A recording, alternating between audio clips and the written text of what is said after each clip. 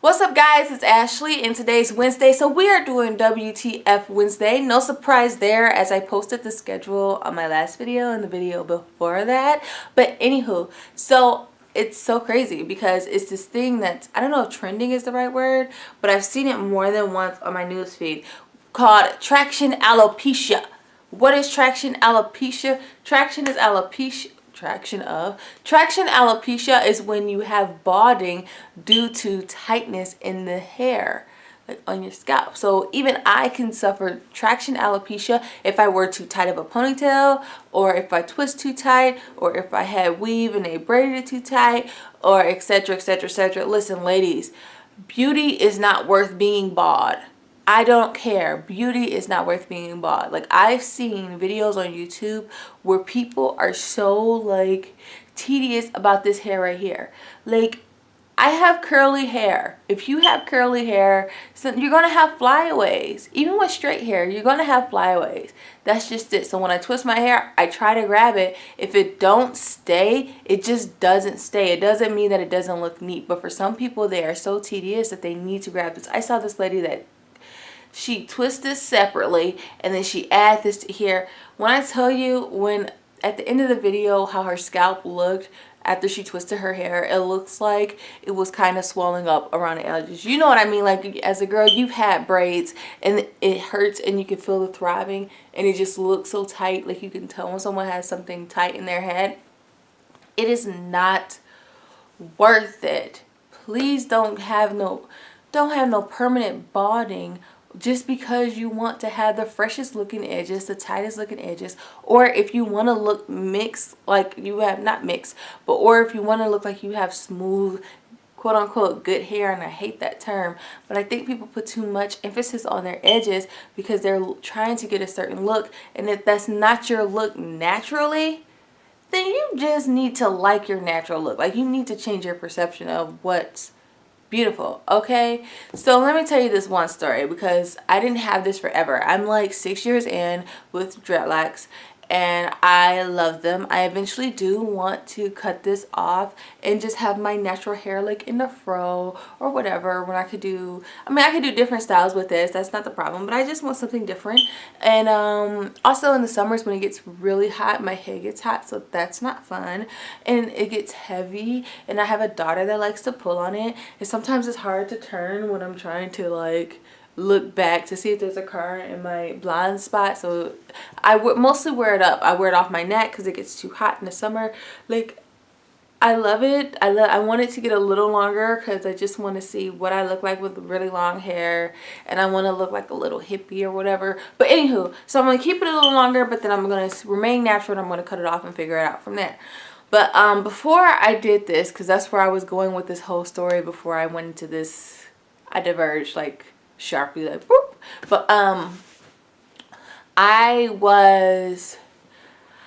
had a perm, so I did use the creamy crack at one time, and it wasn't like a decision on me. My mom did it. She made that choice for me, so boo, but she regrets that. So I had the creamy crack, and I think this was about like the third time that I got a weave. Now, when I got a weave, I got a sew-in. If you don't know what a sew-in is, they braided my entire head in like a circular thing. And this lady, she did not use a net. Some people like to use a net, some people don't. They just, I guess, sew it in between the braids or whatever. I'm not sure how it worked. So this is about the third time that I got it. Now, going to this lady, she used to pull the mess out your hair. It hurt so bad. The other two times that I did have a sew-in, I did not go to this lady, but I remember it hurting, but not as bad as this, where I would have to take a painkiller. Like, and I'm not big into taking painkillers, but I would have to take it after I would go to her. This is like my second time going to her, so maybe I had weave 4 times in my head. But anywho, so this is the second time that I'm going. And if you don't know, typically black stylists, they do these hairstyles that take hours. They stack people on top of each other. So while I'm getting my hair sewn in, it's about 3 other ladies that's already been blow dried, washed, and ready to go in a chair to get a sew-in, because sew-ins are quick for the installation pretty much. But then there's one lady that just walked in and she needed a takedown and she was going to get some more hair added. So she had a quick weave. If you don't know what a quick weave is, they literally glue the hair onto your head people typically use a net or something like a stocking cap, but in this case, this, for some reason, this hairstylist, I'm going to quote because she wasn't good, this hairstylist did not use a stocking cap, maybe because of the issue that this lady had under her scalp, which I'm going to get to in a minute. So the assistant is pulling back the hair, taking it out really quick, and then I did not really notice. I think I was watching TV, but then I noticed her sudden reaction in her face. She was like, oh my God, like whispering to the hairstylist, like, Trina, look at her head. And the hairstylist is like, no, no. Meanwhile, the lady that's got this going on, she looking in the magazine, she ain't paying attention. So she's like, no, no, don't say nothing. So everybody carried on conversation like this lady did not have severe hair damage. Like she didn't have patches in her head.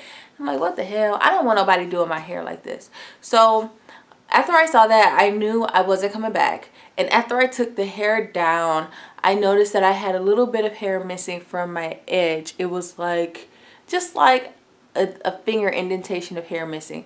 That recovered and it repaired itself. But shortly after that, I think I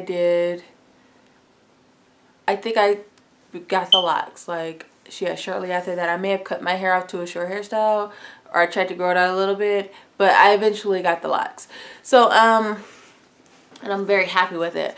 So my whole thing is, look, don't go to a hairstylist that don't promote how to take care of your hair. I mean, it's okay to get weave and whatever, but if they don't promote healthy hair, like your healthy hair, that's not a good hairstylist. Secondly, if you don't know how to take care of your hair, I suggest you stop with the weaves and do some math, not some math, but stop with the weave and educate yourself on how to take care of your own hair. Don't be adding no hair to your head if you don't even know how to take care of your hair. Like, it's very important. Like, I think it's devastating. Like, it's not funny to laugh at people that don't have edges, and I know that makes it come off comical, but it is sad. Like, because once you lose your hair, in some cases with this alopecia, it doesn't come back. I was fortunate enough to get my edge, my little finger indentation, to come back. Not the whole finger, but the tip. But I was very fortunate for that to grow back, but it's not cool what hairstylists are doing.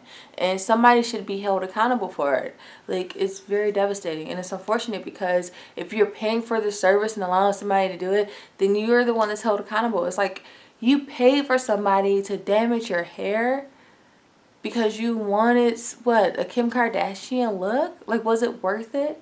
Now what are you going to do? You know, it's just so aggravating. And then they got John Hopkins or whomever they're quoting in this thing, like they discovered this like it just happened yesterday. This has been going on forever, okay? And I guess now, since they have studies out and it's trending, it's becoming an epidemic, okay? I get frustrated when I see people that don't take care of their hair, because your hair, I'm pretty sure majority of us, unless we were born with some alopecia case, like, your hair is beautiful. I don't care what grade, what it looks like, how thin, how thick, your hair is beautiful. Just take care of it. And it will thrive, trust me. So, and there's a lot of videos on YouTube that will show you how to take care of your hair depending on your texture. You know, it's so much information out there for you to still be walking around here talking about some, I did not know that if I braided my hair too tight that I would get this thing called traction alopecia. Like, it's too, like, you have Google. It's the information age. Like, there's no excuse that you should be walking around with a bald head. That's my WTF Wednesday. I got irritated when I saw that. I'm sorry, and I hope I wasn't insensitive to those that are going through it. Like, I'm so sorry, and I only get aggravated because you should not go through that. It's not fair. But anywho, I'm done with this video and this little rant. I will catch you guys some other time. If you have not seen my Motivational Monday, and I know it's Wednesday and you're like, well, I missed it, Monday is coming on, it doesn't matter, okay? It's still there and out. It's just a motivational, it's a motivational video that I think that you should go see. So check that out for Monday. I will catch you guys on Friday for Freedom Friday, and we'll talk then, okay? If you have not already, go ahead and subscribe, like this video, and share it. I think this is a good video to share because there's a lot of this traction alopecia going on. So I'll catch you guys later. Peace.